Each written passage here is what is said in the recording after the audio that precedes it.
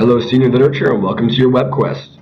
As you can see here, we have our academic standard. I'm going to have you analyze the ways in which poets use imagery, personification, and other figures of speech to evoke the reader's emotions. If it isn't already obvious, I'm going to have you write a poem, but with a twist. Now, this poem has to be an English sonnet. The poem must have all characteristics of an English sonnet, utilize several literary devices, have several drafts from an original copy, be about your favorite or your worst moment in your entire life, flow instead of containing topic segments as well. After all this is achieved, the writer must present his poem in front of the class in the form of a prezi. Now, as you can see here, this is what I'm going to have expected of you. This is my poem in the form of a prezi. As you can see here, you can click on it, view it. It says as an example for what I'm going to be expecting out of all of you guys. And if you can't view it, you can just click here to maximize it. You can do pretty much anything you want there. Now, as we move on to the process page, first I'm going to have you look at a video of Adam Gottlieb.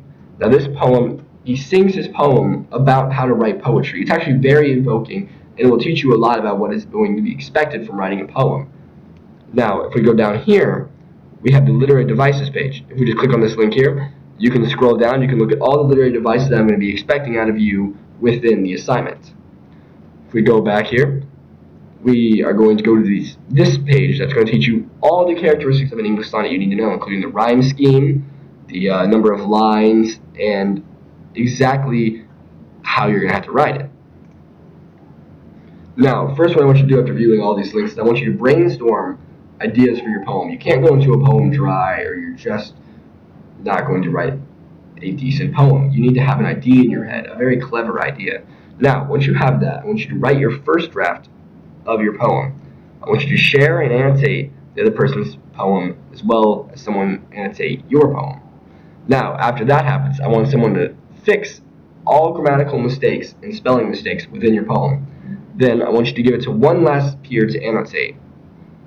And then, after that, I want you to fix any grammatical and spelling mistakes again. So twice, I want you to annotate, and then twice, I want you to fix all the mistakes. Now, moving on, after all that's done, I want you to create a prezi to write and organize your poem. I will discuss later in the evaluation page of how you're going to organize your poem. Lastly, I'm going to have you present your prezi to the class. Then we go on to the evaluation page here.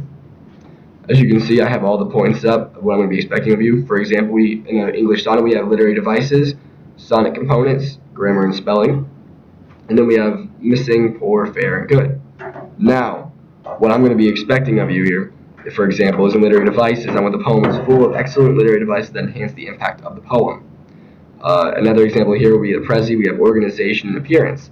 Now, in the prezi, I want the organization example would be, for a good grade, would be to properly organize the structured poem within the prezi. So I want like each slide to be a different stanza, including the couplet in the end. Now, as you can see, that's roughly it. We move on to the conclusion page. I just want you to all understand that by doing this, you're comprehending several literary devices and how they affect the poem's impact on you.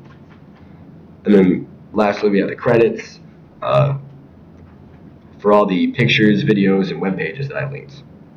I hope you all enjoy this web quest, and have a good day.